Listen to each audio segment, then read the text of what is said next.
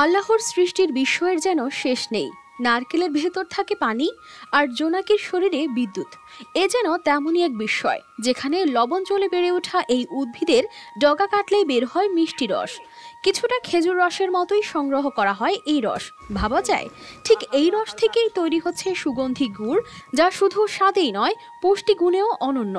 এই গুড়ের উপর নির্ভর করেই জীবিকা নির্বাহ করছেন পটুয়াখালীর উপকূলের শত শত কৃষক। তাদের হাত ধরে দেশের বাজার ছাড়িয়ে বিদেশেও ছড়িয়ে পড়ছে এই গুড়ের স্বাদ।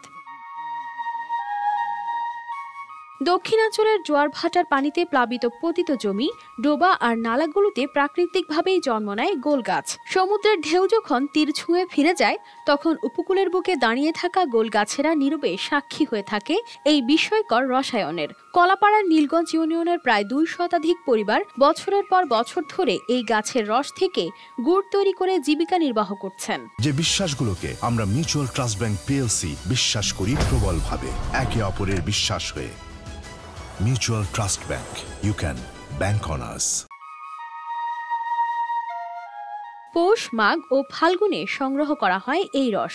প্রতিদিন সন্ধ্যায় গাছের ডগা কেটে প্লাস্টিকের পাত্র বেঁধে দেওয়া হয়, যা পরদিন সকালে সংগ্রহ করে জাল দিয়ে তৈরি করা হয় গুড়, যার স্বাদ ও গুণমান অনন্য।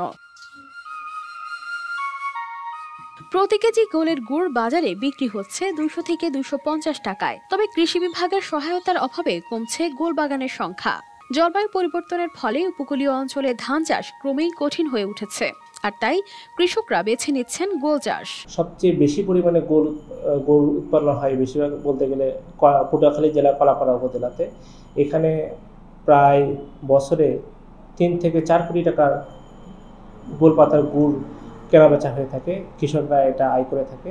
আর আমরা মার্কেটিং ডিপার্টমেন্টের পক্ষ থেকে এই গোল চাষিদেরকে ভালো এবং স্বাস্থ্যসম্মত গুড় উৎপাদনের জন্য তাদেরকে প্রশিক্ষণ দিয়ে যাচ্ছি। সেখানে তাদেরকে কীভাবে কোন কোন ধাপগুলো অবলম্বন করলে ভোক্তা পর্যায়ে একদম স্বাস্থ্যসম্মত গুড় পাওয়া যায়, সেই বিষয়টা আমরা বিশেষভাবে দেখার চেষ্টা করতেছি। তবে বিশেষজ্ঞদের মতে উপকূলীয় খালগুলো খনন করে জোয়ার ভাটার পানি প্রবাহ বৃদ্ধি করলে গোল গাছের টিকে থাকার সম্ভাবনা আরও বাড়বে। নতুন বাগান তৈরি হলে গোলের গুড় শুধু দেশীয় চাহিদা নয়, বিদেশের বাজারেও ছড়িয়ে পড়বে। News desk, RTV।